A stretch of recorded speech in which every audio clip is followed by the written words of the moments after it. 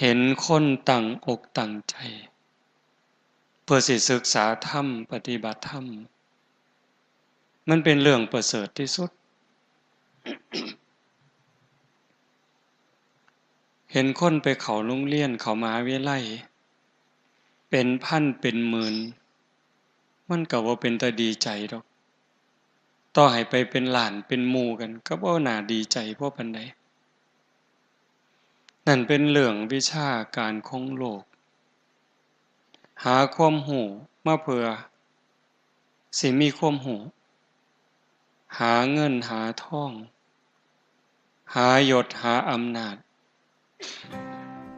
ลางเทื่อก็บ่ได้หาแนวดีแนวงามใส่ตัวพอปานใด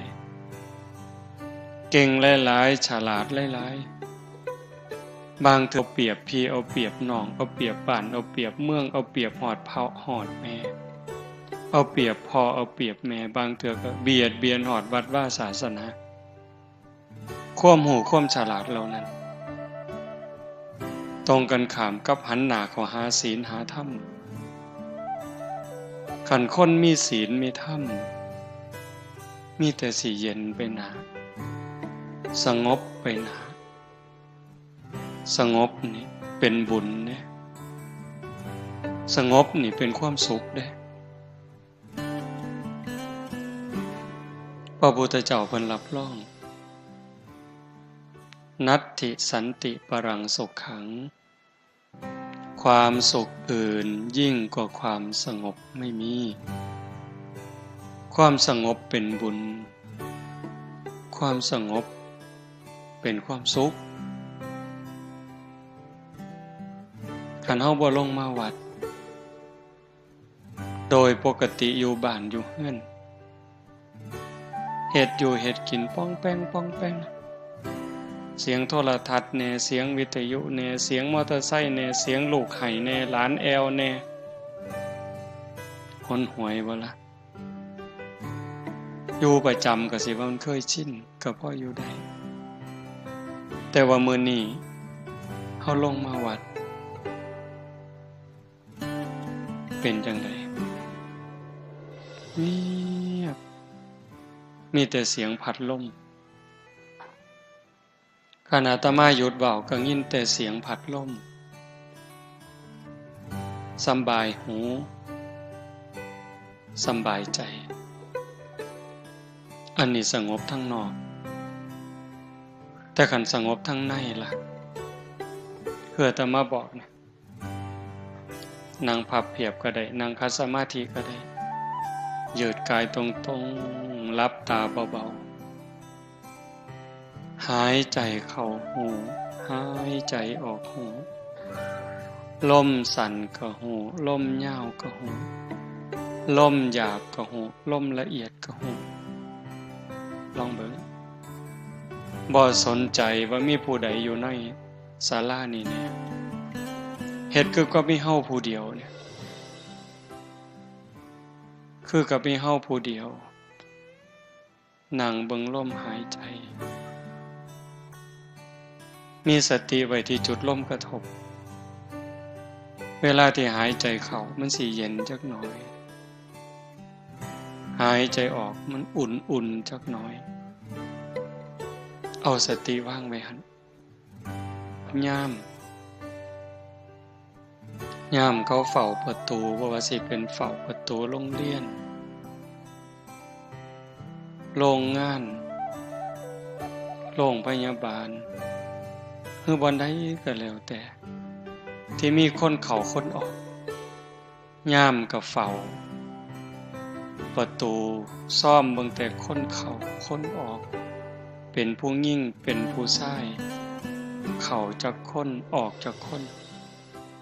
ยามบ่ได้ตามไปดอกว่าคนเข้าไปทางในเขาเข้าไปเฮ็ดอีหยังเข้าไปทางนอกเขาไปหยังเขาไปไสบ่เกี่ยวเฮาตั้งสติไว้ที่จุดลมกระทบคือกันหูเพียงแค่ว่าลมเข้าลมออกลมสั่นลมยาวลมหยาบลมละเอียดนี่คืออุบายจริงๆใส่อันใดก็บ่ผิด เป็นอุบายผูกจิตให้มันอยู่กับองค์ภาวนาในเมื่อเอาเฮ็ดโดนไป5 นาทีผ่านไป10 นาทีผ่านไป20 นาทีผ่านไปกายก็เริ่มเบาจิตก็เริ่มเบาในเมื่อกายเบาจิตเบาความเย็นก็เกิดความสงบก็หลายขึ้นยิ่งสงบเท่าใดความสุขก็มีหลายเท่านั้นนั่นคือบุญ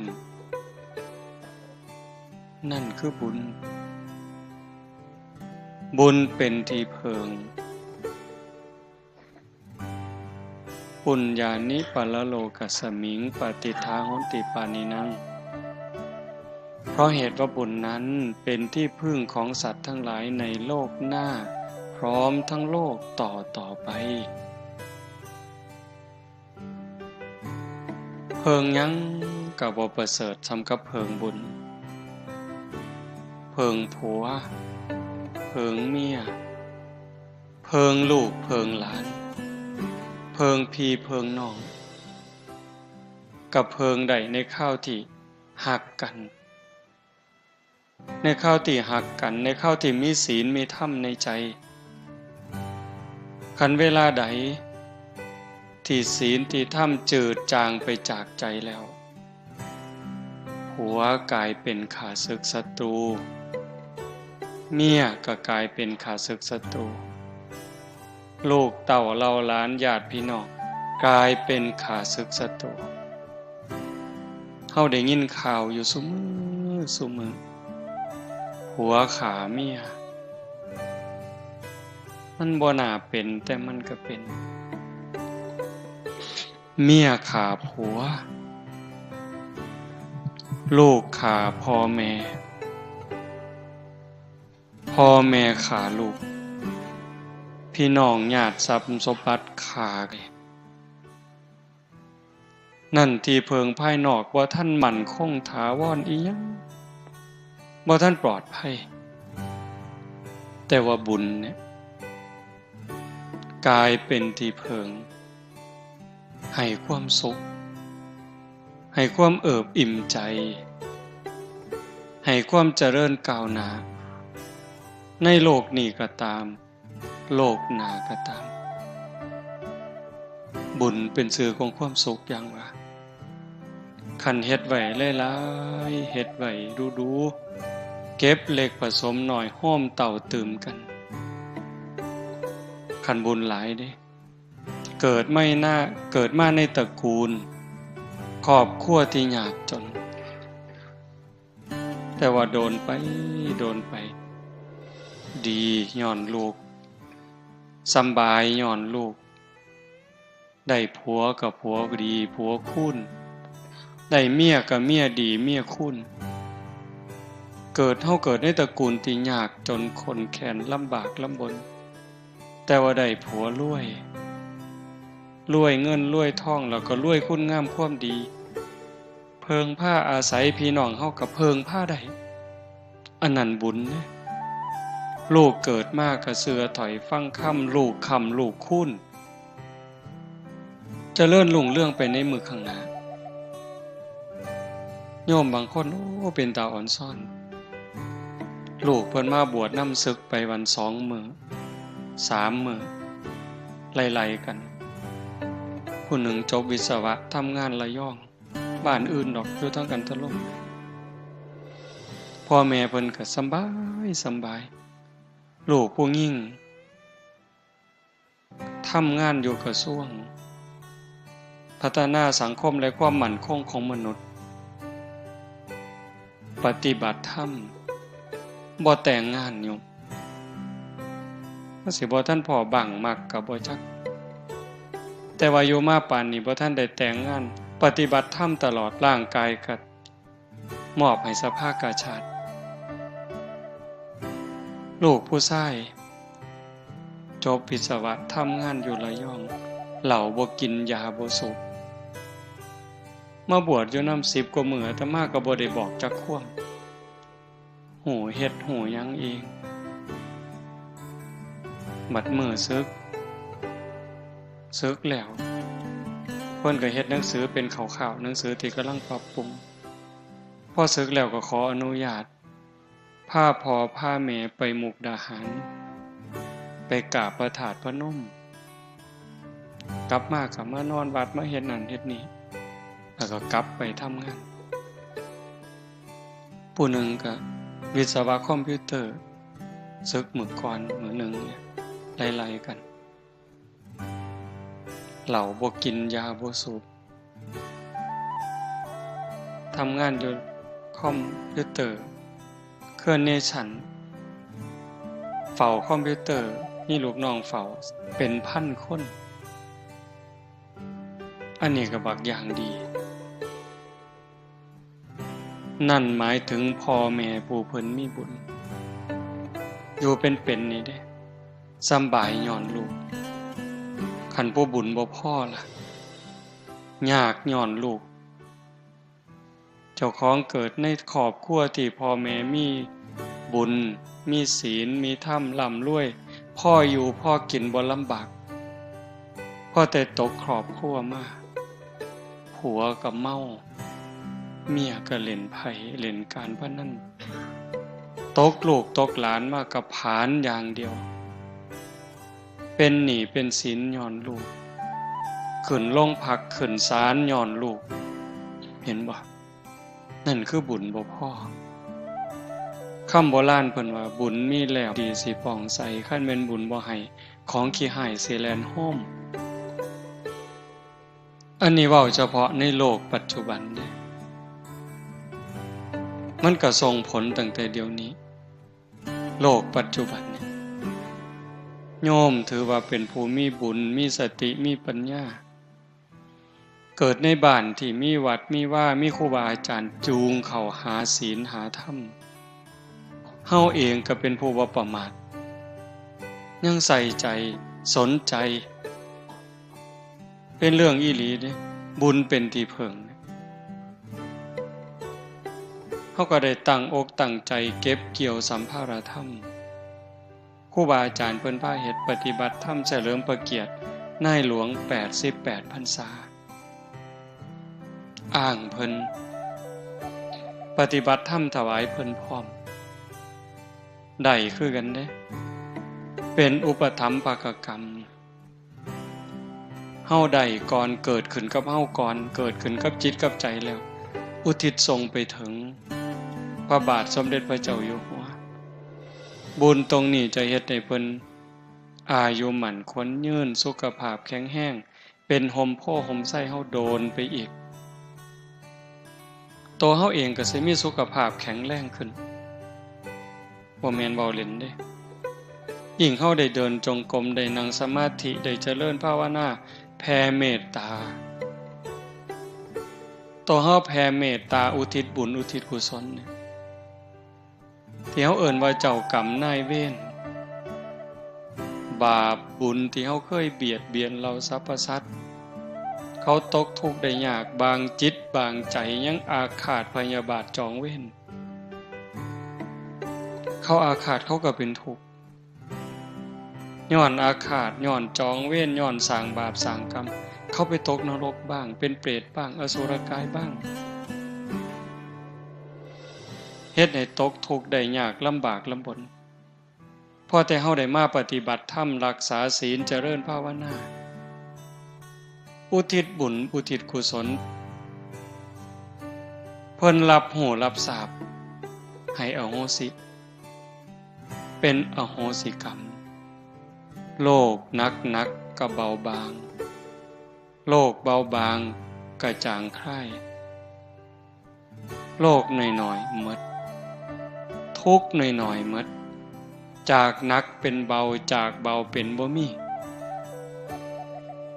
เฮาสิพิจารณาเห็นว่าครูบาอาจารย์รุ่นก่อน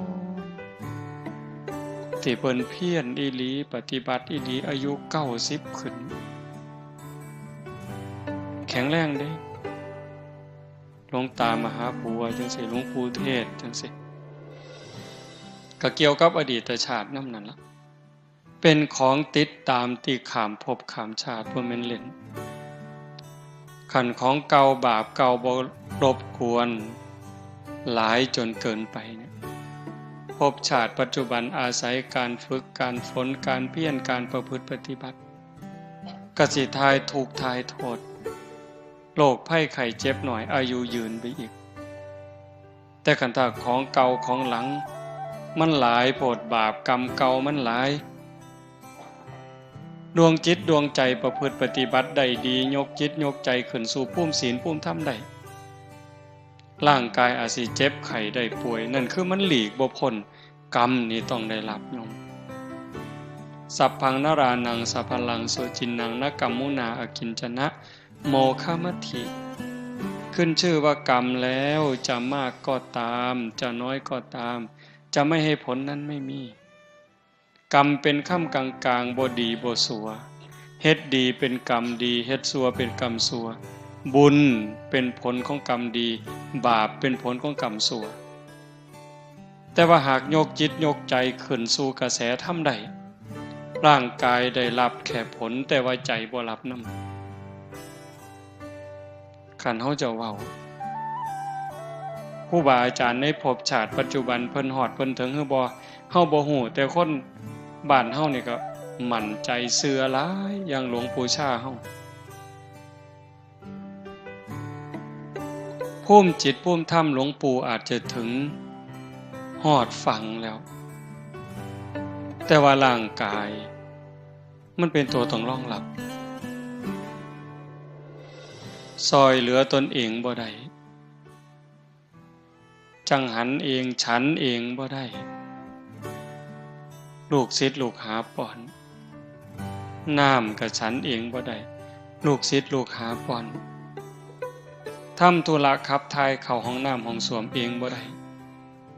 ลูกศิษย์ลูกหาเป็นคนซอยเหลือแต่ว่าใจล่ะใจหลวงปู่เป็นทุกข์พอเท่าที่เฮาได้อ่านประวัติหลวงปู่บ่เดือดร้อนบ่ทุกข์แล้วแต่ลูกศิษย์ลูกหาสิเฮ็ดเด้อเฮาบ่มีหยังดอกหลวงปู่ชาว่าได้นี่หลวงปู่ชอบคือกันไล่ถอยไปถึงสมัยครั้งพุทธกาลพระโมคคัลลานะอัครสาวกเบื้องซ้ายมีฤทธิ์หลายที่สุดในบรรดาสาวกน้อยหนาเพียงแค่พระพุทธเจ้าแต่พระมหาโมคคัลลานะ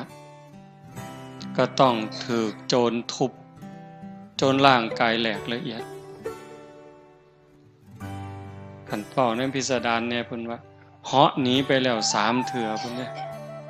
โจรมันมาล้อมกุฏิก็เหาะหนีกลับมาอีกมันก็ล้อมอีกหนีอีกมาอีกมาล้อมอีกหนีอีกสุดท้ายพิจารณาเป็นอีหยังมันจังสิมาล้อมขาล้อมตีเฮาแท้พิจารณาเห็นบาปกรรมเคยตีพ่อตีแม่ตั้งแต่อดีตชาติบ่หนีแล้วกรรมจะต้องได้รับก็เลยมานั่งให้ล่อให้โจรมันทุบสุดท้ายเขาก็ทุบจนแหลกละเอียดยังบ่ทันตายได้นี่คันบอกภาษาเฮาร่างกายแหลกละเอียดแล้วโจรมันหูว่าตายแล้วร่างกายแหลกละเอียดแล้วก็พากันหนีก็ใส่ฌานใส่สมาธิรวบรวมร่างกายเป็นโตเป็นตนอีกเทื่อนึงไปกราบลาพระพุทธเจ้าพุ่นเด้โยมกราบลาพระพุทธเจ้าแล้วก็จังกลับมาร่างกายแหลกคือเก่าดวงจิตจังออกจากร่างเรื่องจังสี่คันเว้าภาษาคนเฮาธรรมดายุคปัจจุบันส่วนใหญ่เขาบ่เชื่อแต่ถามอาตมาได้มันเชื่อบ่อาตมาเชื่อเป็นหยังจังเชื่อเพราะพระพุทธเจ้าตรัสเรื่องสัจธรรมตรัสเรื่องความจริงธรรมะเป็นสัจจะเป็นความจริงเป็นอากาลิโกเอหิปัสสิโกเห็นบ่ สันทิฏฐิโกเป็นสิ่งที่ผู้ศึกษาและปฏิบัติจะพึงเห็นได้ด้วยตนเองอากาลิโกปฏิบัติได้ให้ผลได้ไม่จำกัดการเอหิปัสสิโกเป็นสิ่งที่เรียกให้มาดูท่านจงมาดูเถิดนี่คือท่าพิสูจน์ของจริงนั่นบ่ย่านเห็นว่าจังว่าโยมมาเฮ็ดเนี่ยนี่คือสิ่งที่โยมได้นี่คือบุญคือสิ่งที่เฮาได้เป็นสมบัติติดเนื้อติดตัวผัวเมียลูกหลานญาติพี่น้องตามผู้ใดไปเนี่ยว่าฮักกันฮักอีหลีอีหลอคือแก้วตาดวงใจเนี่ยผัวตายขันเมียยังเป็นสาวนี่โว้ยหอดบ่เป็นสาวปานใดแล้ว40 50ยังเอาผัวใหม่อยู่เด้บางคนผู้ลางคนบ่ทันตายได้ผัวโซ่ซื่อๆบ่เป็นตลอดมักบ่าวเสยเด้บ้านตาไห้บ่รับประกันละแต่ศรีสะเกษมีแล้วเว้ยเมียตายเอาเมียไหมเนาะลังเถื่อบ่ทันตายซ้ำบ่หาแต่โซ่จ้อยมันทำท่าเฒ่าซื่อๆนี่เว้ยแก่ง่ายตายช้าเพิ่นว่าลังเถื่อก็บ่ทันเฒ่าซ้ำดอกโบราณเพิ่นว่าก้นหม้อข้าวบ่ทันดำมันก็ปากันแล้วมักผู้ใหม่ซุมื้ออาตมาว่าบ่หาแต่ก้นหม้อบ่ทันดำดอกแกะถุงพลาสติกบ่ทันแล้วซ้ำเพราะมันบ่ได้นึ่งข้าวบ่ได้เฮ็ดกินซุมื้อนี้มันซื้ออาหารถุงแต่งงานปั๊บไปอยู่นำกันไปซื้อถุง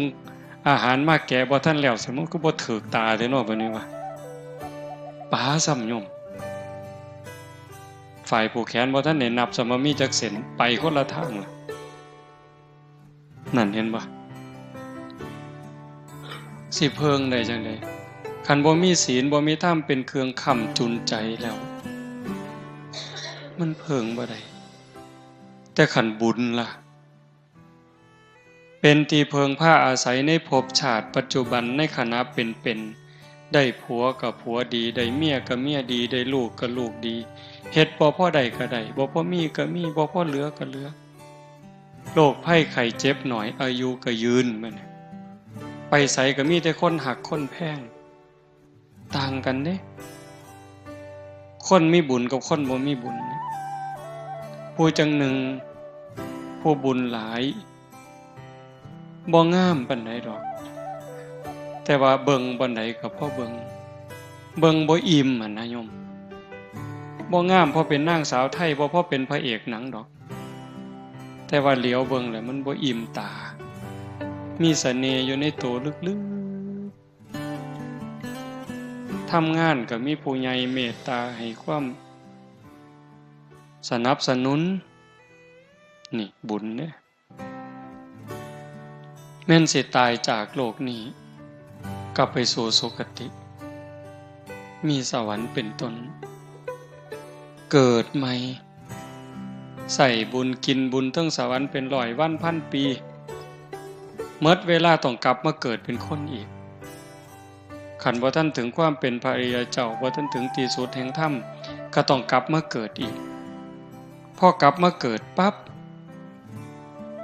เกิดในตระกูลสูงอันนี้บุญหลายดิเกิดในตระกูลสูงบุญหลายไปกว่านั้นอวัยวะครบถ้วนหน้าตาดีผิวพรรณดี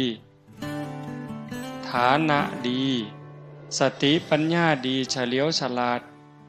โรคภัยไข้เจ็บหน่อยอายุยืนสารพัดเฮาสิได้ยินคำว่าสัตว์โลกเป็นไปตามกรรมอันนี้เป็นเรื่องที่ต้องพิจารณาเด้กรรมเป็นค่ำกลางๆบ่ได้ดีบ่ได้ชั่วเฮ็ดดีเป็นกรรมดีเฮ็ดชั่วเป็นกรรมชั่วบางคนเกิดในตระกูลสูง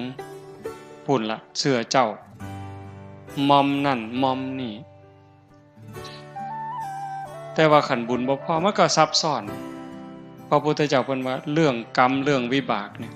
เป็นอจินไตย คือกันกับได้เปียกได้เปียกที่มันทับถมกันมันหยุ่งปลดยากแก้ยากโยมเขาจะเห็นว่าบางคนเกิดในตระกูลสูงเชื่อพระวงศ์แต่ว่าขี้ร้ายเห็นบ่เกิดในตระกูลสูงเชื่อพระวงศ์บางคนก็หน้าตาดีแต่ว่าโง่เอาที่ล่ะก็เป็นหมดทั้งเทื่อพิการทั้งเทื่อโรคหลายจังซี่นั่นคือบุญบ่พร้อมมันบ่สมบูรณ์เฮ็ดดีอันนึงแต่ว่าขาดอันนึงให้ท่านเนี่ยสิเฮ็ดให้รวยแต่ว่าขาเขามาท่านน่ะรวยอยู่แต่ว่าอายุสั้นมักเบียดเบียนสัตว์มาท่านมาทำบุญรวยอยู่แต่พิการเอาติล่ะรวยอยู่แต่ว่าโรคหลายเอาติล่ะบ่สามารถทานศีลมันก็สารพัดเธอมันสิสมบูรณ์หมดทุกอย่างคนที่เพิ่นสมบูรณ์หมดทุกอย่างอะโยมเกิดในตระกูลสูงพร้อมงามพร้อมรวยพร้อมโรคภัยไข้เจ็บน้อยพร้อมอายุยืนพร้อมเพิ่นมีเทิงทานเทิงศีลเทิงภาวนาเทิงเมตตาเทิงซอยเหลือเทิงเกื้อกูลบ่อิจฉาบ่ริษยาจิตใจดีจิตใจงามมีเมตตาต่อเราสัตว์บ่มีที่สุดบ่มีประมาณได้เจริญสมาธิภาวนาได้ประพฤติปฏิบัติเต็มที่มีแนวเฮ็ดให้สร้างก็บ่สร้างเฮ็ดให้เครียดก็บ่เครียดมันบ่ง่ายที่เฮ็ดใจได้จังซั่นก็ต้องอาศัยการฝึกการฝนการอบรมจังซี่จะว่างานปฏิบัติธรรมนี่เป็นงานสืบสานอายุพระพุทธศาสนาเป็นงานสร้างจิตวิญญาณพอเฮาบ่ได้เกิดชาตินี้ชาติเดียวโยมคันเฮาเชื่อตามพระพุทธเจ้าเฮาบ่ได้เกิดชาตินี้ชาติเดียวเฮาผู้เดียวนี่หวยนับคู่บ่เลือดเฮาผู้เดียวนี่คันเอามาโฮมกันเกิดมาแต่ละภพแต่ละชาติถือแค้นถือขาเอาเลือดเฮาผู้เดียวมาโฮมกันนี่หลายกว่าน้ำในมหาสมุทรเห็นบ่น้ำตาเฮาผู้เดียวห้องไห้ในเวลาเสียอกเสียใจถือกันถือแกล้งห้องไห้หาพ่อหาแม่ห้องไห้หาผัวหาเมียนี่คันเอามาโฮมกันก็หลายกว่าน้ำในทะเลน้ำตาเฮาผู้เดียวนี่แต่ละภพแต่ละชาติเอามาโฮมกันกระดูกเข้าผู้เดียวเกิดมาแล้วตายเกิดมาแล้วตายเอากระดูกเข้าผู้เดียวมากองโฮมกันหลายกว่าภูเขาเวปุลบรรพตจังซั่นเฮาบ่ได้เกิดขึ้นมาเทื่อนึงเทื่อเดียวตายลงไปเที่ยวนี้ก็บ่ได้จบจังว่าวัฏสงสารบ่มีเบื้องต้นบ่มีท่ามกลางบ่มีที่สุดพระพุทธเจ้าเพิ่นบอกแต่ว่าเฮามีปัญญามีบุญหลายนะถึงแม้นว่าสิยากจนคนแค้นเกิดบ้านนอกคอกหน้าบ่ร่ำบ่รวยพอปานใดแต่ว่าเฮาก็ดีอย่างหนึ่งเกิดมาพ่อวัดพ่อว่าพ่อพระพุทธศาสนาได้มีโอกาสมาเติมบุญให้เจ้าของนี่เป็นเรื่องดีเด้เฮ็ดบุญก็เฮ็ดแบบคนฉลาดนี่เฮ็ดง่ายๆนี่เฮ็ดง่ายๆนี่โยมผู้ใดได้ขางัวเนี่ยนี่มาเฮ็ดบุญมื้อนี้เลี้ยงแขกเลี้ยงคนได้ขางัวขาหมูขาเป็ดขาไก่บ่นี่สะอาดแล้วนี่ศีลข้อที่1บ่ได้เบียดเบียนทรัพย์สินสมบัติของผู้ใดบ่ได้ลักบ่ได้จี้ได้ปล้นบ่ได้เบียดเบียนจิตใจผัวเมียลูกเต้าเล่าหลานผู้อื่นคำเว้าคำจาก็บ่ได้เว้าคำเท็จส่อเสียดเพ้อเจ้อเว้าให้ไผเจ็บอกเจ็บใจบ่ต้องเลี้ยงเหล้าเลี้ยงยาเสียเงินเสียทองอีหยังเด้นี่บุญนี่เป็นบุญบริสุทธิ์อาบน้ำอาบทาสะอาดสะอ้านแล้วใส่ชุดขาวลงมาวัดโยมลองเบิ่งเด้พิจารณาเด้มาแบบง่ายๆเงินก็บ่ต้องเตรียมจ่อย ผู้บ่เตรียมก็บ่เตรียมบ่มีจักสลึงหลวงพ่อเพิ่นก็บ่ได้เว้าดอกไม้ดอกเดียวบ่ติดมือมาเพิ่นก็บ่ว่าแต่มันสิกลายเป็นบุญบักอย่างใหญ่เด้คันเทียบกับบุญที่เฮาเฮ็ดอยู่เฮือนบุญแจกข้าวหาพ่อหาแม่หาปู่ย่าตายาย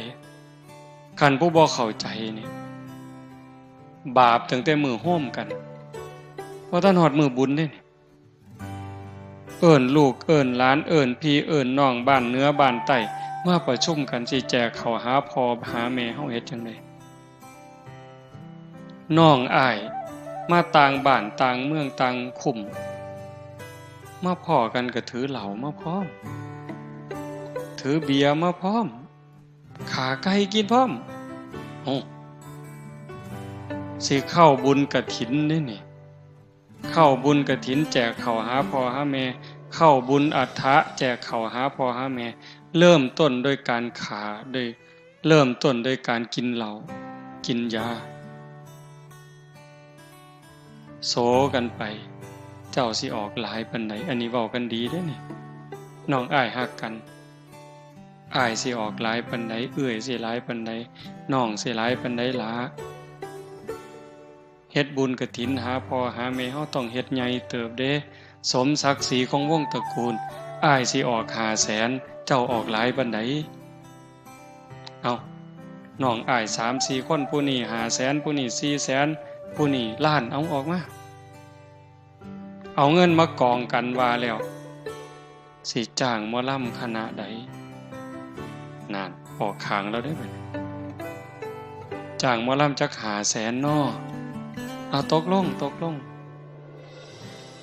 เอางัวจักโตไหวแล้วได้บัดสิบอกคนหลายปานใดเหล้าหลายปานใดเบียร์หลายปานใดตกลงกันหมดจ้างหมอลำ500,000ซื้อเหล้าจัก50,000ซื้องัวซื้อหมูจัก50,000นิมนต์พระจัก5 องค์เนาะองค์ละ10 บาทนี่ว่าสิเอาบุญได้บัดนี้รอให้เฮือนอื่นเขานิมนต์ไปซะก่อนพอมันเหลือหน่อยลงจังบ่ไปหลายอยู่เฮือนเจ้าของนะครูบาหัวดีแต่เด็กคนนี่ก็ได้คันบอกก็ว่าอยากให้พระอยู่หลายๆอยู่โดนๆให้อยากพระเต็มวัดเต็มว่ามัดนิมนต์แล้วเอา5 องค์เพิ่นว่า9 องค์บางหม่องนิมนต์แต่เจ้าอาวาสโอ้ยอาตมาเป็นลูกวัดนี่หนีมันเลยละเว้ยอยู่แต่เจ้าอาวาสซะสั่นกินเป็นแต่เจ้าอาวาสนั่นแล้วเนาะ เห็นบ่นี่เฮ็ดบุญเนี่ยเฮ็ดแนวนั้นหมดเป็นแสนหมดเป็นล้านบุญกันน้อยๆแต่ว่ามื้อนี้บ่แม่นเว้าเอาเด้แม่ใหญ่ก็ฟังแล้วก็คิดอย่าเชื่อเด้เชื่อง่ายแล้วโง่เว้ยฟังแล้วก็คิดคันมื้อนี้เฮาตั้งใจมาฝึกปวดขาก็ทนปวดแอวก็ทนพยายามฝึกสติให้อยู่กับอารมณ์ปัจจุบันอันนี้ก็คือฝึกพระพุทธเจ้าเพิ่นบอกมาเสสหัสเสนโยยะเชทะสัตสตังสมังเอกันจะภวิตัตตานังมหุตตัมปิปูชเยสาเยวะปูชนาเสโยยันเยวะสัตสตังหุตังบุคคลใดปรารถนาบุญบูชาการอย่างอื่นสิ้นทรัพย์ติดต่อกันเดือนละ 1,000 กหาปณะเป็นเวลายาวนานตั้ง100 ปีเห็นปะปีหนึ่ง12 เดือนเดือนละ1,000ก็12,000 10 ปี100กับ20 เดือน10 ปีนี่12,000 120,000คัน100 ปีล่ะ1,200 เดือนล้าน200,000เมิดเงินล้าน200,000ใส่เวลา100 ปีเมื่อยเท่าใดเสียเคิกเวียกเคิกงานเท่าใดแต่พระพุทธเจ้าว่าแม่นสิเฮ็ดหลายปานนั้นก็ได้บุญหน่อยกว่าการบูชาผู้ฝึกตนแม้เพียงครั้งเดียวการบูชาแปลว่าการแสดงออกถึงการหูคุณหูค่ามื้อนี้ เฮาแสดงความเคารพบูชาต่อพระรัตนตรัยนี่ดอกไม้มาซ้ำนี่เทียนซ้ำนี่ผู้บางคนบ่มีดอกไม้บ่มีธูปเทียนเอามือนี่กราบลงไปกราบลงไปกลางพื้นระลึกนึกถึงพระพุทธเจ้าอะระหังสัมมาสัมพุทโธภควาอันนี้ก็บูชาเด้ยกขันดอกไม้ใส่หัวอิมินาสการเรนะอันนี้ก็บูชาเด้บูชาคือการแสดงออกถึงการรู้คุณรู้ค่ากล่าวคำสักการะว่าออกมานี่ด้วยคำเคารพด้วยการสักการะเพียงแค่กล่าวคำอรหังสัมมาสวากขาโตสุปฏิปันโนเทื่อเดียวได้บุญหลายกว่าผู้ไปทำบุญอย่างอื่นเลี้ยงเหล่าเลี้ยงยาขาสัตว์ตัดชีวิตจ้างมาหลองมาล่ำมาสู่กันเบิงเมิดเงินตั้งว่า1,200,000ใส่เวลา100 ปีได้บุญหน่อยกว่าการมากราบลงกลางผืนซื่อๆนี่พระพุทธเจ้าเว้ารับประกันอาตมาบ่ได้ว่าเอาเองเนี่ยเพิ่นพาเฮ็ดพาทำจังซี่บ่แม่นของเล่นเฮาคิดว่าเล่นก็เล่นสำหรับผู้เล่นแต่ผู้อีหลีมันอีหลีเด้อากาลิโกปฏิบัติได้ให้ผลได้ไม่จำกัดการเฮ็ดดีเดี๋ยวนี้ก็ดีเดี๋ยวนี้เฮ็ดชั่วเดี๋ยวนี้ก็ชั่วเดี๋ยวนี้พระเจ้าบ่เกี่ยวสิมาดลบันดาลผู้ใดให้ดีให้ชั่วบ่ได้พระพรหมสิมาลิขิตไปให้ดีให้ชั่วบ่ได้แต่การกระทำของเจ้าของนั่นเฮ็ดให้เจ้าของดีเจ้าของชั่วโยมอยู่บ้านมีลูกมีผัวมีเมียทำมาหากินปากกัดตีนถีบกลางแดดกลางเดินโยมก็เป็นพระใดขันใจโยมเป็นพระใจนี่มันเป็นพอเกี่ยวกับเครื่องแต่งตัวดิอยู่บ้านอยู่สองบ่มีสูทขาวใส่แต่ว่าใจมีศีลมีธรรมมีความเมตตาอายสัวกลัวบาปกลายเป็นใจพระเห็นบ่ใจนี่เป็นเนี่ยเป็นตำรวจแต่ว่าไปหลักเขาไปปล้นเขาใส่สูทตำรวจแต่ใจเป็นโจรประพฤติตัวอย่างโจรก็กลายเป็นโจรในเครื่องแบบเห็นบ่ใจเป็นใหญ่ใจเป็นประธานทุกอย่างสำเร็จที่ใจใจถึงก่อนสิสุขนี่ก็ใจสุขสิทุกข์นี่ก็ใจทุกข์สิเดือดร้อนก็ใจร้อนสิสงบร่มเย็นก็ใจสงบร่มเย็นคนเนี่ยมันเป็นผู้ลิขิตโลกโลกร้อนเพราะใจคนร้อนโลกเย็นเพราะใจคนเย็นโลกนี่มันสิวุ่นวายก็เพราะใจคนนี่ซับซ้อนวุ่นวายโลกสิสงบร่มเย็นก็ย้อนคนเด้ถ้าใจคนสงบใจคนร่มเย็นคือโยมอยู่จังสิโยมลองคิดเบิ่งมาถ้าหมดโลกคนหมดโลกเนี่ยมีจิตใจคือญาติโยมบ้านท่าไห้อำเภอเขืองในเมืองอุบลเฮาเนี่ยเป็นจังสี่หมดโลกตอนนี้สินับถือศาสนาพุทธก็ตามนับถือศาสนาคริสต์ก็ตามนับถือศาสนาอิสลามก็ตามนับถือศาสนาพราหมณ์ศาสนาซิกก็สั่งว่านับถือศาสนาใดๆก็ตามหากว่าทุกคนในเวลานี้หมดโลกเนี่ยมีจิตใจคือโยมอย่างหน่อยๆก็ข่มจิตข่มใจละร้อนก็ทนหนาวก็ทนหิวก็ทนง่วงก็ทนปวดขาปวดแข้งก็ทนพอใจก็ทนบ่พอใจก็ทนพยายามสงบใจขันคนทุกคนในโลกเป็นแนวนี้มันสิขากันบ่โยมบ่สงครามมันสิมีบ่การเอารัดเอาเปรียบกดขี่ข่มเหงยักยอกหลอกลวงกันมันสิมีบ่การเค้นการขาการด่าร้ายกันมันสิมีบ่มันมีบ่ได้ขันใจคนเป็นแนวนี้ที่ใจญาติโยมเป็นจังซี่ก็ย้อนโยมมีธรรมเป็นหยังโยมจังได๋มีธรรมก็ย้อนโยมไฟบุญ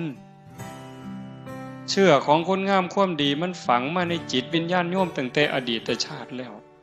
เฮาบ่ได้เกิดมาชาตินี้ชาติเดียวอย่างว่ามันคอยสะสมคอยบ่มคอยเพาะเฮามีหน้าตาดีมีอวัยวะครบถ้วนมีสติมีปัญญานั่นคือบุญเก่า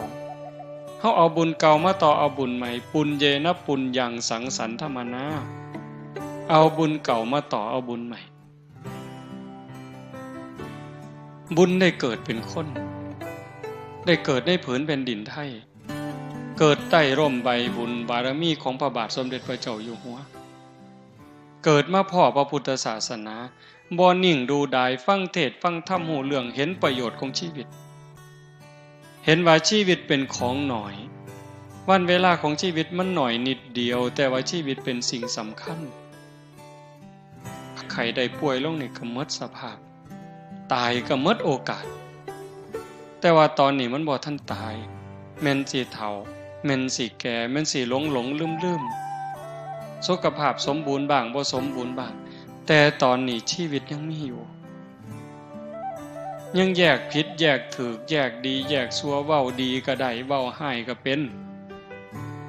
แต่ว่าเฮาอยากได้บุญอยากได้ดีอยากมีความเจริญเฮาก็เอาชีวิตที่เหลือนี่เข้ามาวัดนี่คือคนมีปัญญานี่คือคนฉลาดผู้บางคนแข็งแรงกว่าเฮาเด้ปุ่นไปร้องเพลงอยู่ในคาราโอเกะพุ่นไปกินเหล้าอยู่พุ่น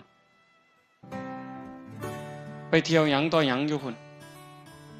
บ่คิดน้ำศีลน้ำธรรมเลยอันนั่นก็ได้ของดีมากได้ร่างกายได้ชีวิตของความเป็นมนุษย์มาบักอย่างดีแต่ว่าบุญบ่พอเกิดมิจฉาทิฏฐิบ่ได้เชื่อว่าบาปมีบุญมีชาติหน้าชาติก่อนนรกสวรรค์อีหยังทำดีได้ดีมีที่ไหนพูดนักปราชญ์เก๋เพิ่นเว้าทำดีได้ดีมีที่ไหนทำชั่วได้ดีมีถมไปว่าซิผัวไผเมียไผลูกไผบ่ว่ามาแต่ได้แม่นดีสิขามศพคนไปก็ได้ว่าให้ได้ยศได้ตำแหน่งได้อำนาจวาสนามาสิขามหัวคนไปจะคนผู้ก็บ่งึดอันแนวนั้นได้มันเป็นร้อยล้านพันล้านแสนล้านก็สร้างโยมอย่าไปอ่อนซ่อนอย่าไปงึดมาเป็นร้อยล้านมีอำนาจขับโลกนั่นคือคนขาดทุนนั่นคือคนอาภัพมันสิได้ไปหยังล่ะยังเว้าบังคั่นดินดอนตอนหญ้าเฮือนซ่านบ้านซองรถล่ามาสร้างลูกเต่าผัวเมียไผสินำเจ้าไปเนี่ยหมดลมหายใจกลับไปไผไปมันลังเทื่อบ่ทันตายซ้ำยังว่าบ่ทันโซ่บ่ทันไข้บ่ทันป่วยไปเป็นของผู้อื่นแล้วลูกว่าลูกเฮาเลี้ยงมาพาใหญ่หย่ำเขามกจกเขาป้อนบอกลังเทื่อบ่ฟังลังเทื่อมันเถียงเฮาหัวสักกินพุ่นเห็นบ่คันแม่นอยู่นำกันแม่นดีก็ตามต่อดีนำกันจนตายตายแล้วก็จากกันบ่ได้นำกันไปเจ้าของเฮือนเจ้าของบ้านซื้อในทะเบียนบ้านสถานะเจ้าบ้านตายปั๊บเขาก็เอาใบมรณบัตรบ่เกิน24ชั่วโมงมาตาใส่รถเด้ซื้อเฮาเป็นผู้ครอบครองโฉนดที่ดินนส.3 ตายปั๊บ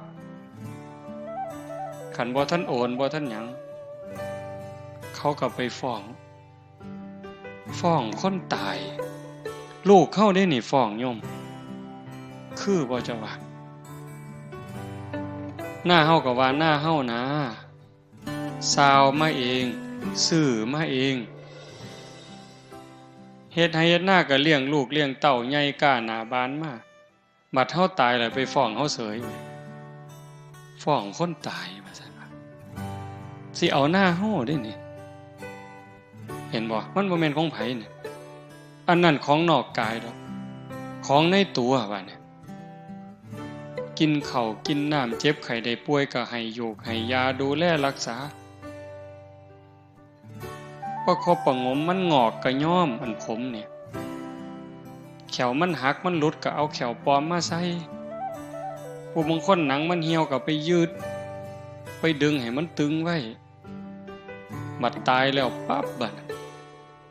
ผมเส้นเดียวก็บ่ได้กระดูกท่อนเดียวก็บ่ได้แขวเล่มเดียวก็บ่ได้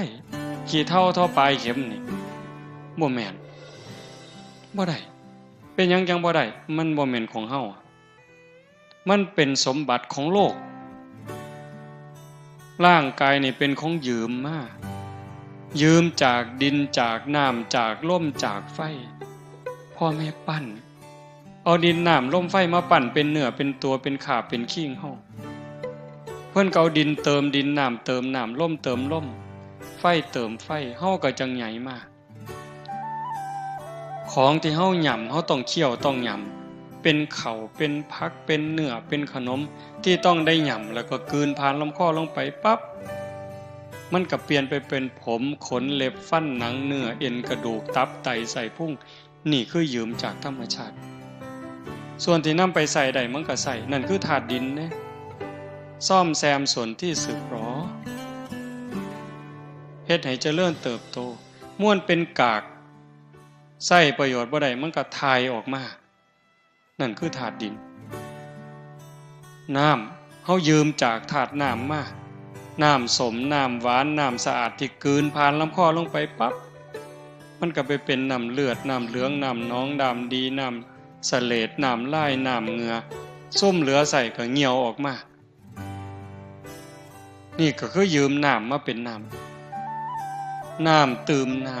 ำไฟเติมไฟยังทำงานสืบต่อคนเป็นนี่ร่างกายอบอุ่นธาตุไฟยังร่างกายให้อบอุ่นเผาอาหารให้ย่อยทำร่างกายให้ทรุดโทรมคนสิตายปั๊บไม่ออกสิได้เห็นหลายกว่าอาตมาเย็นมาแต่ตีนพุ่นไฟดับได้นั่นหดเข่าหดแต่ตีนหดเข่าบางคนก็เย็นตั้งแต่หัวมากับตีนลวงเข้าหากันจอดเขาไล่ใกล้เขามาหอดกันอยู่วางท้องเย็นจ้อยขันเย็นมัดโตแปลว่าตายไฟดับล่มดับเห็นบ่ยืมล่มมาเติมล่มหายใจเข้าหายใจออกนี่คือล่มยังเติมล่มยังทำหน้าที่ของเขาปกติแต่ขันเขาบ่ทำหน้าที่แล้วล่มคัดของป่วยคัดของซ้ำหน่อยซ้ำใดซ้ำหนึ่งนี่เจ็บไข้ได้ป่วยล่มเดินบ่สะดวกป่วยไข้แต่ขันอย่าหยุดเลยล่มหยุดเลยตายไฟบ่ปกติไข้ป่วยคือกันไฟทำงานบ่ปกติเย็นเกินไปก็ไข้ได้ร้อนเกินไปไข้ได้ขันพอดีเฮาก็จังเป็นอยู่จังซี่ลมผิดปกติก็ตายไฟผิดปกติตายน้ำผิดปกติป่วยตายน้ำท่วมปอดเป็นยังไงเห็นบ่ล่ะเหี่ยวบ่ออกเอ้าผิดปกติตายธาตุดินบ่ปกติ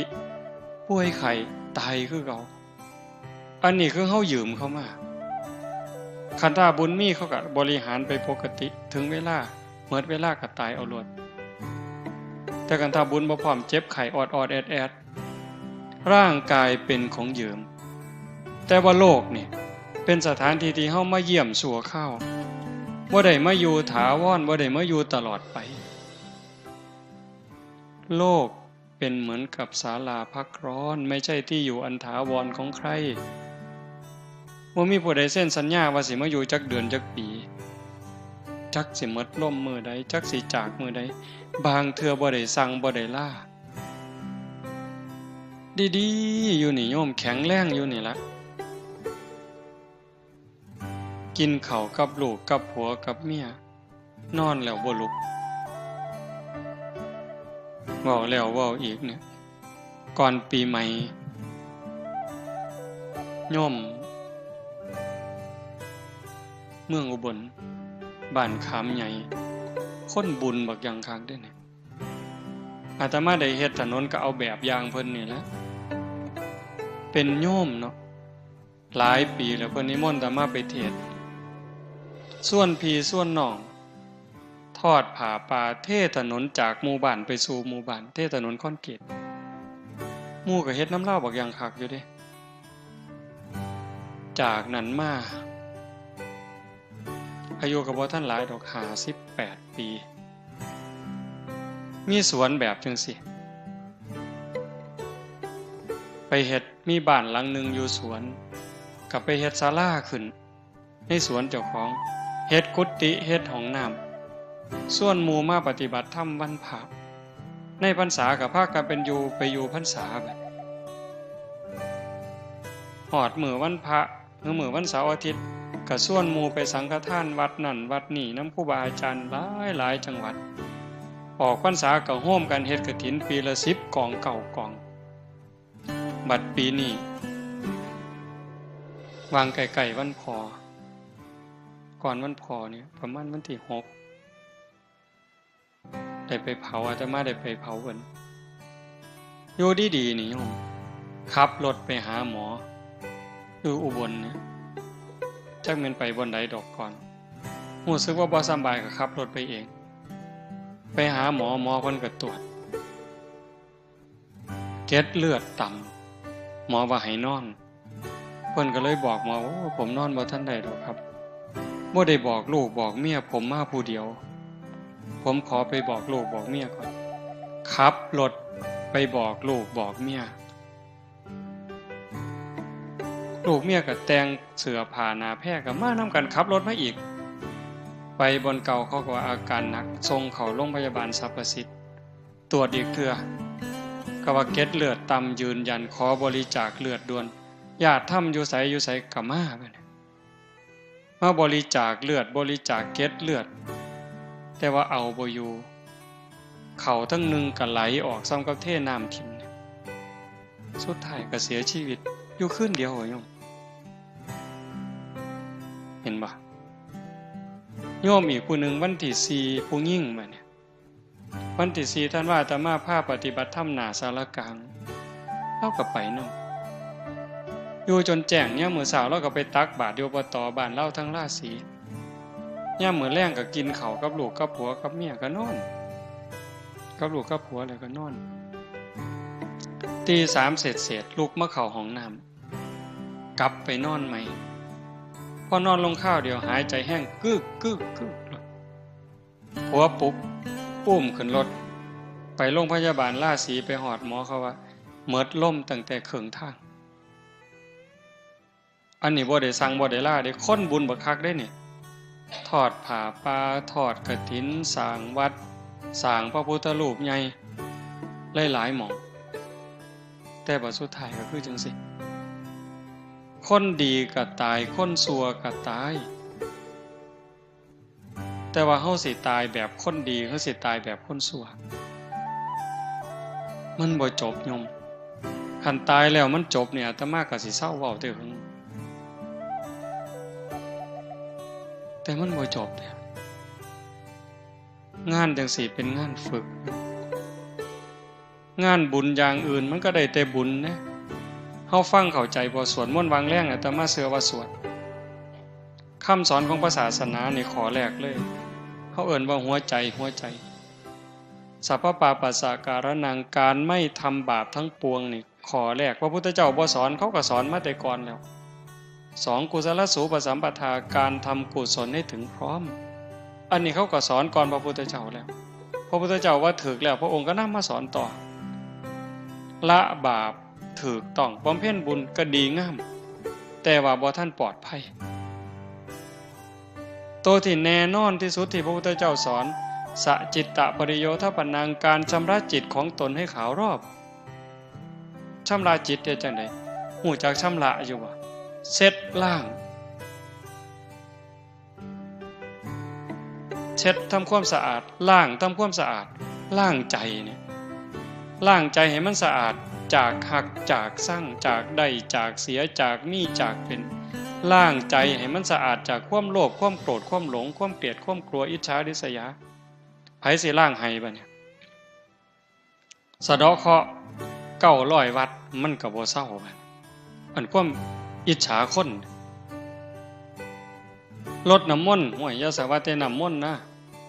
เอาน้ำซี่มาหมดล้างก็บ่เซาเด้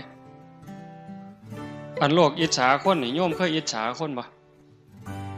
โยมเคยอิจฉาคนบ่เจ้า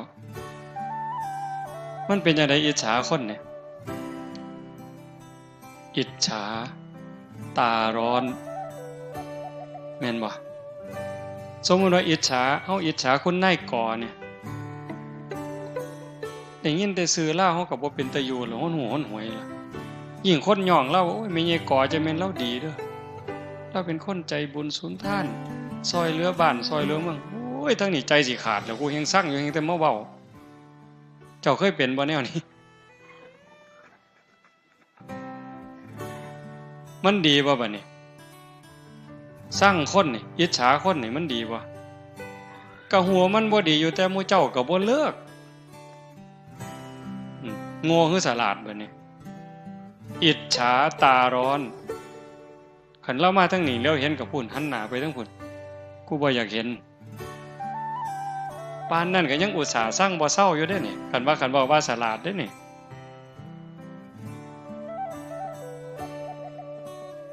ให้ล้างใจตรงนั้นจากล้างสั่งล้างอิจฉาล้างโลภล้างฮอดดีประสุดท้ายให้จิตมันอยู่เหนือดีเหนือชั่วคือโยมนั่งสมาธิผู้นั่งมาตั้งแต่ต้นอาตมาบอกมาชั่วโมงนึงแล้วคือบอกข้าวเดียวว่าสิเว้าน้อยๆถูกยาดีบ่บัดนี้เนาะผู้นั่งมาตั้งแต่ต้นเด้นี่คือบ่ออกเป็นนั่งเถียงมาแต่แรกคือตอนนี้จิตตอนนี้ถามว่าฮักบ่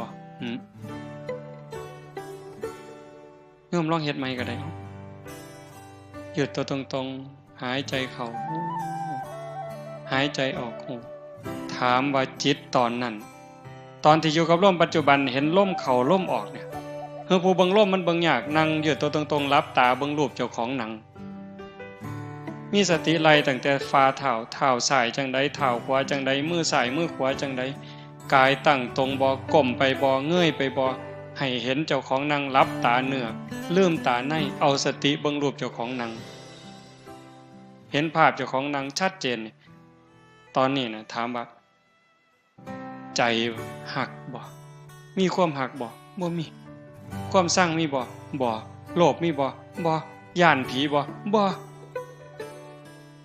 ขันใจอยู่กับอารมณ์ปัจจุบันจังซั่นบ่หักบ่สร้างบ่โกรธบ่เกลียดบ่กลัวบ่อิจฉาริษยานั่นคือจิตเป็นอิสระเฮ็ดจังได๋สิพอกพูนจิตตรงนี้ไว้ให้มันได้หลายๆมันมีความเข้มแข็งคนธรรมดาอย่างเฮานี่เฮ็ดได้อยู่แต่บ่เข้มแข็งได้ชั่วครูชั่วยามโยมคันเฮาเฮ็ดบ่ได้ถึงที่สุดฝึกบ่ได้ถึงที่สุดทอดกฐิน8ล้านกองละ800ล้านเจ้าก็บ่ปลอดภัยอย่าซะว่า800กองแล้ว8ล้านกองก็ได้กองละ800ล้านก็บ่ปลอดภัยเป็นหยังเพราะว่าจิตเฮานี่กลับกอกเกิดเร็วดับเร็วเพียงแค่ชั่วรัดนิ้วมือนี่เหยียดนิ้วมือออกนี่กำเข้ามาปุ๊บนี่จิตเกิดดับแสนโกรธขณะ10ร้อยเป็นพัน10พันเป็นหมื่น10หมื่นเป็นแสน10แสนเป็นล้าน10ล้านเป็นโกรธ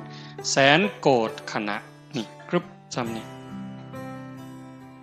ใจเฮามันเกิดดับไว้มันคิดเรื่องนั้นเรื่องนี้ไว้วิทยาศาสตร์เพิ่นว่าแสงเร็วกว่าเสียงฟ้าเหลื่อมศรีสะเกษนี่ปั๊บปุ่นจัก2นาทีปุ่นจังสิดังมาฮอดบ้านตาหายจังสิฟ้าห้องหึมมาฮอดพี่เหลื่อมมึงก็วนแป๊บๆยังขี้ไล่ก็ครึ่งนาทีจังสิหึมเสียงฟ้าห้องดังมาฮอดที่จริงมันเกิดพร้อมกันระหว่างแสงกับเสียงเนี่ยสปาร์คปั๊บเกิดเสียงปั๊บแสงแวบพร้อมกันแต่ว่าการเดินทางของเสียงน่ะมันช้ากว่าแสงไว้ไปโลดแสงนั่นแต่บ่สู่ใจมีไงบ่สู่ใจคนจิตคนเนี่ยจิตบ่มีรูปร่างบ่มีโตบ่มีตนกวัดแกว่งดิ้นรักษายากสัญจรไปไกลไปคนเดียวบ่ได้ส่วนกันคิดเด้เบิ่งมันเร็วส่ำใดผู้ใดเคยไปกรุงเทพ เคยทำงานกรุงเทพขึ้นฮอดโรงงานเคยไปอยู่เห็นฮอดแล้วแม่นบ่นี่ไหวบ่ผู้ใดเคยไปเชียงใหม่ขึ้นปุ๊บฮอดแล้วนี่เห็นบ่นี่ย่างย่องๆเชียงใหม่แล้วหุ่นย่างอยู่ดอยสุเทพเลยเอ้าย่างดอยเดินอินทนนท์แล้วนี่เอ้าผู้เคยไปเด้ผู้เคยไปอินเดียปุ๊บผมฮอดแล้วนั่นเอ้า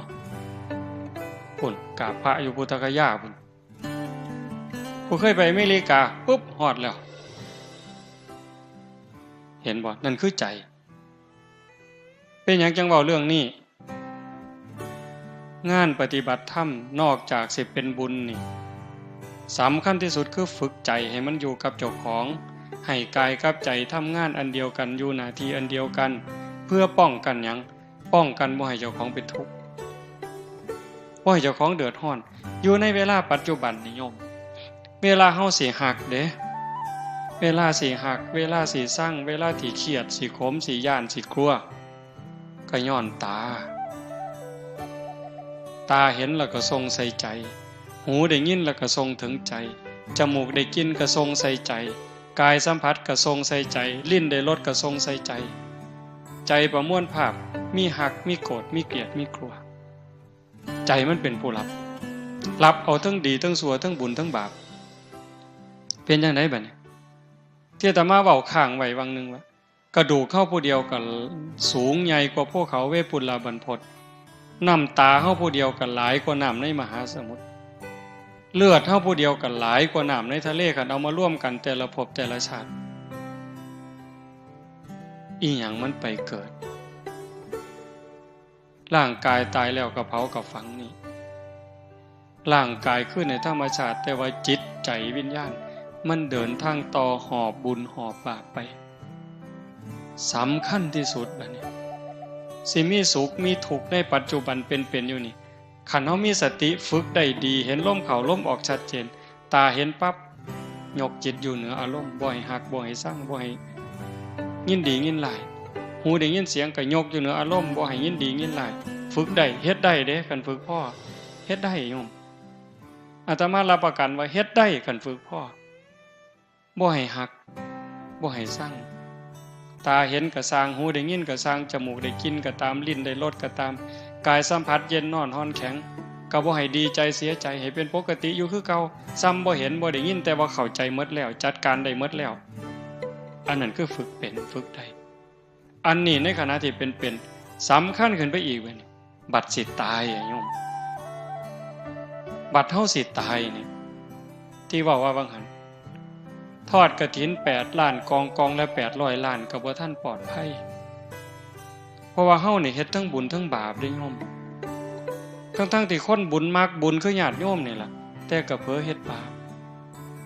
ฮอดครูบาอาจารย์พระสงฆ์องค์นี้นั่งเทื่อก็เผลอเฮ็ดบาปเด็ดใบใหม่เสียหญ้าเสียยุ่งยืนเงียวจังซี่เอาฉันเข้าเพ่นฉันจังหันฉันเพ่นกินข้าวค่ำใหญ่ฉันค่ำใหญ่ก็บาปอีกล่ะเขาดีล่ะ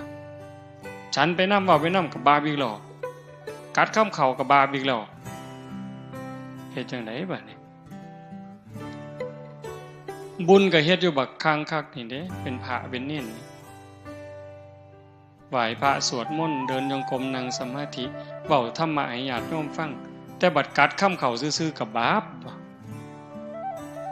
นั่นคือสติมันขาดเป็นจังได๋บัดสิตายมันมาฟ้องใจเฮาบ่ได้เริ่มหยังจักอย่างโยมฟังดีๆจังสิจบแล้วเนี่ยจิตเฮานี่บ่ได้เริ่มหยังจักอย่างมันบันทึกข้อมูลที่เฮาเฮ็ดมาด้วยกายวาจาใจที่ถึงพร้อมด้วยเจตนาความคิดคำเว้าการกระทำใดๆตั้งแต่เฮาจำความใดถึงพร้อมเจตนามันถูกบันทึกไว้ในใจเฮาหมดคอมพิวเตอร์ว่ามันเก่งมันสิเก่งเพราะบันไดไวรัสกินข้อมูลเสียมิดปล่อยซ้อยไวรัสกินข้อมูลในคอมพิวเตอร์ข้อมูลเสียหายแต่ว่าใจเฮานี่โยมมันบ่ได้ลืมหยังจักอย่างโยมเพียงแต่ว่ามื้อนี้เฮาบ่เห็นซื่อคันโยมได้นั่งสมาธิได้เดินจงกรมฝึกจิตฝึกใจไปจักระยะหนึ่งมันจะเริ่มจ จำได้เรื่องเล็กๆน้อยๆคอรอแคแลจอกรอแคแลจำหมดจำไปพุ่นละหอดนอนในกระด้งพุ่นโอ้ยอาตมาจำได้อะโยมบ่คิดว่าสิจำจักเม็ดจักสิจำมาเฮ็ดหยังเนาะของจังซั่นนอนในกระด้งเพิ่นเอาสมุดกับดินสอไว้เทิงหัวมีมีดโกนอยู่เทิงหัวแม่เพิ่นป้อนเขาเลิกศีลมาไว้ครึ่งเขาเอาตีนลูกกับตีนแม่ไปนำกันเอาหัวลูกหนุนเขานี่ยำเขามกไว้ตองเหย้านี่จำได้บักดีเลยเด้นี่พอหางซ่อนตักมา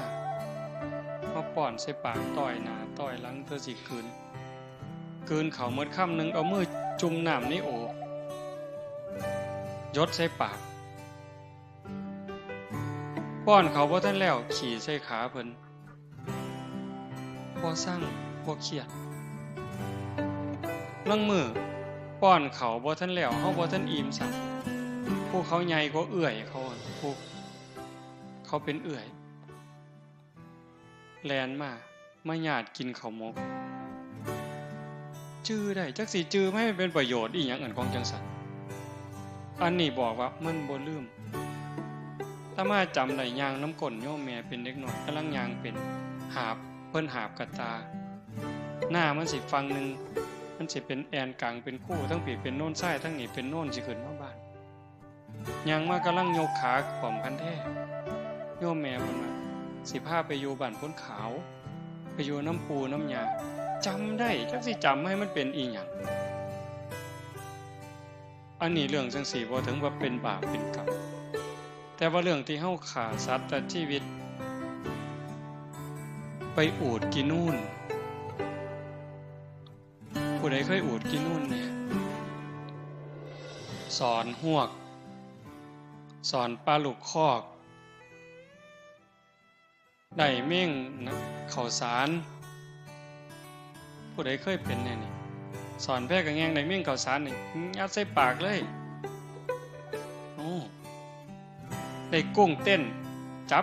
จับหนวดมันไว้กัดกินเลยบ่ไปใส่ได้ย่ายนี่มันถ้าเอาเฮาหมดได้นี่สอนได้หัวขี้โพบีบขี้แต่แก๊ดหัวกบบีบไว้ปัญญังหัวขี้โพบ่เอาบันไดหัวเขียดไก่หน้านี่มันบ่มีขี้บันไดแฮงได้ดีจักล้านโตแล้วเจ้าหมดแดงดินมันขึ้นมาบนกินเขาอยู่ใต้ตารางเฮือนอยู่ใกล้เถียงหน้าต้มน้ำร้อนเทลวกนั่นเสร็จหมดนี่ม่วนหมู่นี่แง่หมดแดงลองเบิ่งหายหนูบัดนี้อาตมาได้เฮ็ดน้ำพุ่นผ้าเฮ็ดเนาะไปเกี่ยวเขาพ่อหนูจังซี่ปุ่มเฟื่องอัดไว้หม่องนึงเทน้ำให้บัดนี้แล่นออกมาถือขวานไม้มูดเอาบัดนี้ได้หลายตัวแฮงแต่หมานบัดนี้บ่ฮู้ว่าบาปจักเม็ดได้ใหญ่ลองเบิ่งติล่ะคนปานนั้นไปเอาต้อบัดนี้พูนกกใหม่บักสูงนึงผู้ใหญ่เพิ่นก็ขึ้นเอาไฟอูดไฟล่นได้ห่วงมันลงมาอาตมาเป็นเด็กน้อยก็แกะบัดแกะเอาลูกมันใส่คุไปแกะถือคนนึงแม่มันวิวออกมาใส่หัวเอาตกให้หน้าบ่ได้ห้องบ่ได้สั่งเลยตกให้หน้าท้วนโลดเป็นจังไดบัดจื้อมาหมดบัดนี้แต่กี้บ่จื้อแท้นี่วัดมาบวชนี่มาจื้อขอรอแค่แลเล็กๆน้อยๆสิ่งเหล่านี้มันสิเอามาฟ้องเฮาบัดยามเฮาเจ็บยามเฮาเจ็บยามเฮาไข้ยามเฮาสิตายมันสิเอาแนวหมู่นี้มาคันใจเฮานึกเห็นภาพบ่ดีใจขาดปัดตอนนั้นไปบ่ดีก่อนไปนรกก่อนที่จริงบุญก็บ่ไปไสล่ะบุญอยู่หั่นล่ะแต่ว่าใจมันไหลลงต่ำตามใจน้ำสิไหลลงตามหอมบ่ทันไหลกอดขึ้นเวียนเกี่ยวสู่ดอยแนวดีแนวงามบ่คิดแต่แนวบ่ดีเด้ดำรินี่พระพุทธเจ้าเพิ่นจึงสอนให้ในมรรคมีองค์8สัมมาสังกัปโปดำริชอบดำริออกจากกามเลยข้อที่1เลยนี่อวิหิงสาวิตโปดำริออกจากการบ่ เบียดเบียนนำหลีออกจากการบ่มุ่งร้ายนั่นคือทางถูกแต่ว่าใจคนล่ะยอมซ่อมเบิ่งเจ้าของได้โยมคนวัดคนว่าคนเฒ่าปานนี้ล่ะใจมันคิดเรื่องหยังคิดเรื่องกามบ่รูปรสเสียงสัมผัสอยู่ซื่อๆจิตมันสิไปคิดแต่เรื่องจังซั่นเกือกกลัวอยู่จังซั่นออกจากเรื่องกามรูปรสกลิ่นเสียงล่ะเบียดเบียนสิไปเอาของผู้ใดสิไปโกงเอาของผู้ใดคันบ่จังซั่นปั๊บผู้ใดมันเฮ็ดหยังให้กูพยาบาทได้บัดนี้ผู้นั้นมันเคยว่าให้กูผู้นี้มันเคยเอาเปรียบกูผู้นั้นมันเฮ็ดพี่กูน้องกูอันนั่งสมาธินี่ไม่อาตมาเคยเว้าหมู่อาตมาก็เป็นอยู่ดอกแต่หันบ่ทันเว้าปานเล่าอาจารย์สมคิดจันนิ่งหนองไปนั่งนำกันอยู่วัดพิษป่านแก่งอำเภอเขมราชไปนำกันปีนั้นหลายองค์นั่งสมาธิชั่วโมงนึงน่ะโยมนั่งอยู่ชั่วโมงนึงนำกันก็เที่ยงที่รีไผก็ได้วัดหลวงพ่อใหญ่เพิ่นแผ่เมตตาแผ่เมตตาอย่างดีเด้นี่สัพเพสัตตาสุขิตาโหนตุอเวลาโหนตุว่าไปพอแผ่เมตตาจบไหว้พระเลิกสมาธิเป็นจังได๋อาจารย์สมคิดเว้าความแรกขออภัยนะโยมอยากเตะปากผู้ใหญ่บ้านเด้ว่าซั่นอ้าวเป็นหยังล่ะเครียดให้ผู้ใหญ่บ้านเพิ่นก็เป็นเจ้าอาวาสเพิ่นปั่นไฟแห้งบัดนี้ยุคนั้นทุกวัดเขาสิมีห้านหมอลำแม่นบ่ล่ะรุ่นอาตมาไปอยู่สกลนำอาจารย์สมภพใหม่ๆมันคักเด้บ่ได้ย่านตายจักเม็ดได้ตอนนั้นอาจารย์สมคิดคือกันบ้านเพิ่นอยู่อุดรอำเภอศรีธาตุม่างห้านหมอลำเขาเพิ่นเดินหมอลำกับปลูกกกไม้ใส่เดินวัดผู้ใหญ่บ้านเขาเอางัวมาลามซุมื้อเพิ่นก็ไปผูกกกไม้ใส่ที่บัดเอาไปมาพวกทั้งพระผูกกกไม้บัดนี้ผู้ใหญ่บ้านเขางัวมาลามพิษกันหลายผู้นึงกับปลูกผู้นึงกับงัวมาลามสู่กันอยู่เป็นพรรษาออกพรรษามาผู้ใหญ่บ้านกับพาลูกบ้านพาพี่พ่อน้องเขามาไล่เพิ่นหนีบัดหนีมากกระเซิงมากบัดนี้ไปปฏิบัติธรรมนำกันนั่งสมาธิชั่วโมงนึงแล้วก็คือเห็นแต่ผู้ใหญ่บ้านเอางัวมาผูกใส่กกไม้ลาวที่บัดนี้ออกจากสมาธิก็อยากเตะผู้ใหญ่บ้านทนตัวบัดนี้เบิ่งติล่ะแทนที่นั่งสมาธิจิตสิสงบจิตสิเย็นมันสิมียุบหนอพองหนอพุทโธอีหยังเกิดเห็นแต่หน้าผู้ใหญ่บ้านที่ลี่อยู่ตั้งแต่เดิมนั่นคือใจโยมรักษามันง่ายบ่เจ้าว่าพยาบาทบัดเฮาสิตายมันเป็นจังซี่ปั๊บโอ้ยโยมพระกับพระไผกับไผไปเลยนรกอย่างเดียวคันมันขึ้นฮอดบุญมานี่เห็นภาพเจ้าของนั่งสมาธิเห็นภาพแม่ขาวพ่อขาวหลายๆใจขาดตอนนั้นเจ้าบอกว่าข่อยบ่ไปข่อยอยากลงนรกบ่ได้เด้โยมมาบานเพิ่นก็เตะขึ้นสวรรค์เลยเด้เตะขึ้นสวรรค์เลยข่อยบ่ไปเพิ่นก็ว่าเจ้าต้องไปโลดเด้นั่นเพราะว่าใจมันไปจิตดวงสุดท้ายในชีวิตนี้เป็นจิตดวงแรกของชีวิตหน้าการฝึกการฝนนี่ยังจำเป็นอาตมานั่นเป็นมือสุดท้ายเนี่ยบอกให้ฟังว่าคันแม่นว่ามันตายอาตมากับบ่ทันหม่มนรกเป่าเต็มปากเลยโยมมื้อวันที่31นะสวดมนต์ข้ามปีพอดีเทิงภูเขานี่ภูเขาปั่นเอาเองพวกรถเพิ่นเฮ็ดมันมีก้อนหินโคลอแค่แลเนาะอาตมาเพิ่นสิลงไปอาตมาเลยว่าโอ้เจ้าไปเคลียร์ให้แน่เอารถไปเอาก้อนหินออกจักหน่อยเพื่อให้มันนั่งสบายมันมีหญ้ามีหยังนำเพิ่นก็รถไปแล่นหน้าแล่นหลังมันก็เป็นดินน่องขึ้นมาบัดนี้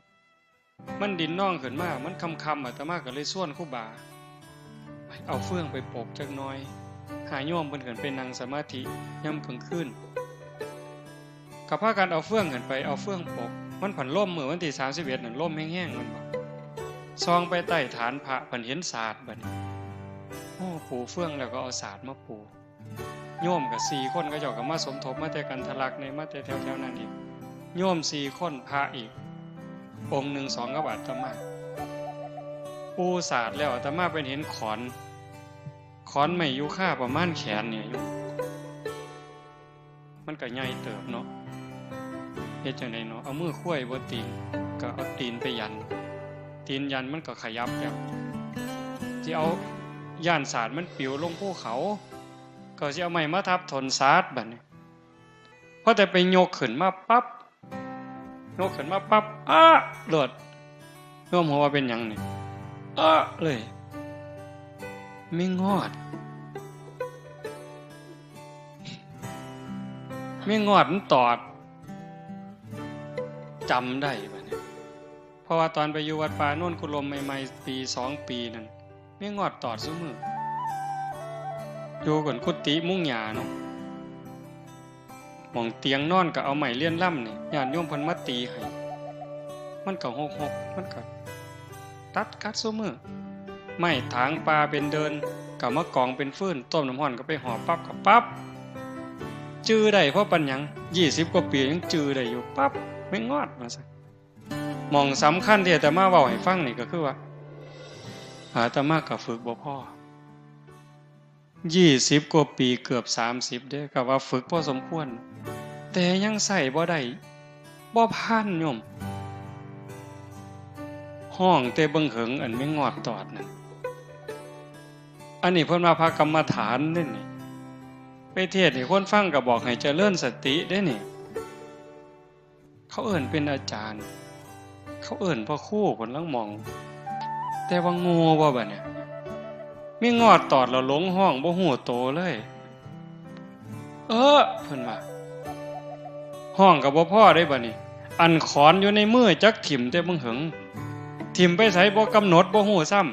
ำคันแม่นถิ่มลงใส่นิ้วตีนเจ้าของอาจสิขาดก็ได้หือโยนไปใส่หัวหมู่ก็บ่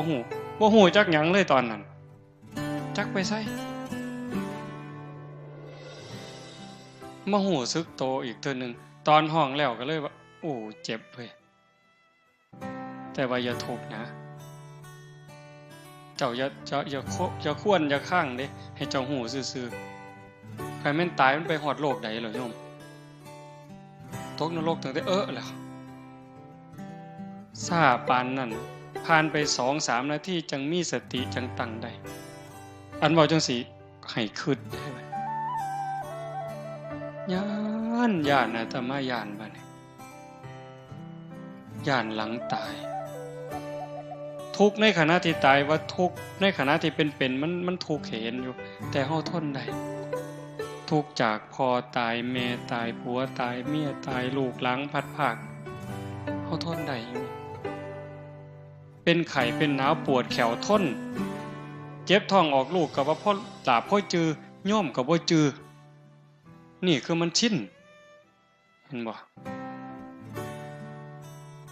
แต่ว่าทุกข์หลังตายล่ะนรกล่ะเป็นแนวใดเปรตเป็นแนวใดคันตามตำราเนี่ยมันเป็นตาญาณแท้จังว่าเพิ่นพาเฮ็ดงานจังซี่ปฏิบัติจังซี่ให้โยมตั้งใจมื้อนี้ซ้ำมาฝึกกลับไปอยู่บ้านอยู่เฮือนนั่นคือสนามรบวัดนี่มันเป็นบ่อนฝึก เก่งก็เก่งอยู่บ่อนฝึกแล้วมวยมันซ้อมอยู่ค่ายมันเตะก็สอบปานสิขาดตกเตะเป้ากับปานสิขาดใส่หมู่พุ่นล่ะแต่ว่าขึ้นเวทีนี่ขาสั่นเที่ยๆยกขาก็บ่ขึ้นยกกำปั้นก็บ่ขึ้นจากมัดหนักก็กลายเป็นหนักมัดไปโลดดอกอันนี้มาวัดนี่มานั่งสมาธิหลับตามิ่งๆนี่บ่มีผู้ใดห้ายเจ้าเนาะพระก็มีแต่ย่องเจ้าก็สบายใจดีอันนี้มันสนามฝึกลบไปเฮือนผัวก็จมเอาลูกก็แอวเอางัวก็ออกคอกก็ร้องเบิ่งเอามันสิเป็นหยังบัดนี้กรรมฐานเจ้ามันสิเหี่ยไปฮอดไสเจ้าว่า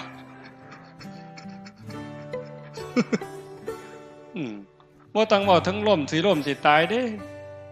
จักสิเจ็บแขวจักสิเจ็บข้างจักสิเจ็บตับเจ็บปอดแล้วโรคมะเร็งมันยังแต่บ่ย่านสารพัดโยม แต่ว่ามันดีที่สุดคือการได้เกิดมาเป็นมนุษย์ได้พอพระพุทธศาสนาได้มีศรัทธาได้ฝึกเด้คำว่าเกิดมาเป็นมนุษย์ได้พอพระพุทธศาสนาขันบ่มีศรัทธาบ่ฝึกบ่ฝนกับบ่ดีหยังดอกโยมทั้งเทื่อขึ้นไปขึ้นมาอาจสิแพ้หมาขี่เหื่อนก็ได้เด้เฮานี่นะอาจสิแพ้หมาขี่เหื่อนก็ได้เป็นหยังจังว่าซั่นหมาขี่เหื่อนมันเกิดมาใส่กรรมมันตายชาตินี้ตายปั๊บมันอาจจะไปเกิดเป็นเทวดาก็ได้อันคนเฮาผู้หล่อๆผู้งามๆนี่ผู้อยู่ดีกินดีแต่ว่าจิตใจบ่มีศีลบ่มีธรรมนี่ไว้ตายปั๊บมันอาจจะไปเกิดเป็นหมาขี่เหื่อนก็ได้แลกกันก็ได้เด้อบัดนี้ฝ่าวเฮ็ดเด้อบัดนี้ผู้เฒ่าเด้อญาติโยมเด้อฝ่าวเฮ็ดบุญน้อยๆก็ฝ่าวเฮ็ดดีกับพ่อกับแม่พ่อแม่เนี่ยเป็นพระอรหันต์เป็นบ่อบุญอีหลีอีหลอคนอยู่ข้างอยู่เคียงกับผัวกับเมียกับลูกกับเต่าเว้าดีนำเขาเฮ็ดดีนำเขาลงวัดลงว่าได้เอาคันมีโอกาสก็ส่วนวันที่15 14 15ไปโฮมประพฤติปฏิบัตินำกันเพิ่นเฮ็ดลานถ้ำใหม่อยากโฮมพี่น้องไปนั่งให้มันเต็มปีนี้อาจสิมีแนวดีๆอาตมาใจบ่ดีวางหนึ่งว่าสิเศร้าซะดอกคิดเบื่อคิดนายแต่บัดซ่อมมันก็เป็นตาหลายกว่าเก่าบัดนี้แม่มื้อนี้ซุมมาแต่กรุงเทพก็สิมาซุมมาแต่โคราชก็สิมามันยากนำคนมื้อนี้นะก็ว่าสิมามันเอาไปมาสิหลายเด้นี่หลายก็หลายไปโลดไปสิม่วนคิดว่าสิพาโยมฝึกหลายๆปีนี้ฝึกหลายกว่าปีกายผ้าเล่นหลายปดข้าวเดียวก็ร้องเพลงข้าวเดียวก็ร้องเพลงเนาะนี่ก็สิมีบ่มีก็บ่ฮู้แล้วแต่ว่าจะพาปฏิบัติให้หลายขึ้นเพื่อเห็นแล้วว่าเฮานี่บ่ปานใดไม่งอดตอดก็ลงห้องจักสิห้องให้มันเป็นหยังก็ปวดซ้ำเก่านะบ่ห้องแล้วก็แล้วแต่นั่นคือขาดสติจังว่าต้องฝึกต้องฝนต้องเขี่ยวเจ้าของให้เต็มที่ว่าได้สรุปได้ว่าบ่มีผู้ใดซอยไผเจ้าของซอยเจ้าของกันฝึกได้ก็เอาตัวรอดคันฝึกบ่ได้ก็เอาตัวบ่รอดเข้าใจเนาะมื้อนี้สมควรแก่เวลาใส่เวลามาชั่วโมงครึ่งโยมขออนุโมทนาสาธุกับคณะสงฆ์ครูบาอาจารย์ญาติโยมสุโขสุคนท้ายที่สุดก็ขอรัตนาอังอิงอำนาจแห่งคุณพระศรีรัตนตรัยคุณของพระพุทธเจ้าพระธรรมพระสงฆ์และอำนาจแห่งบุญกุศลคุณงามความดีที่มีทั้งหมดทั้งมวลในสากลจักรวาลจงหลอมร่วมเป็นตบะเป็นเดชะเป็นพลวปัจจัยอำนวยหนุนทรงให้ครูบาอาจารย์ญาติโยมทุกท่านจงเป็นผู้เจริญงอกงามในภาษาธรรมคำสั่งสอนขององค์สมเด็จพระบรมศาสดาตลอดทั้งจตุรพิธพรชัยคืออายุวันนะสุขภละปฏิพันธ์ธรรมสารสมบัติให้เป็นผู้มีสัมมาทิฏฐิมีโอกาสประพฤติธรรมปฏิบัติธรรมให้ได้เข้าถึงธรรมที่พระท่านได้เข้าถึงได้หูแจ้งธรรมที่พระท่านได้หูแจ้งจนสามารถนำตนในพ้นทุกข์ได้มีความสุขกายสุขใจปรารถนาสิ่งหนึ่งประการใดหากเป็นไปโดยชอบประกอบโดยธรรมก็ขอให้ความหวังความปรารถนานั้นจงสำเร็จทุกๆประการโดยทั่วกันทุกท่านทุกคนทุกรูปทุกนามเถิด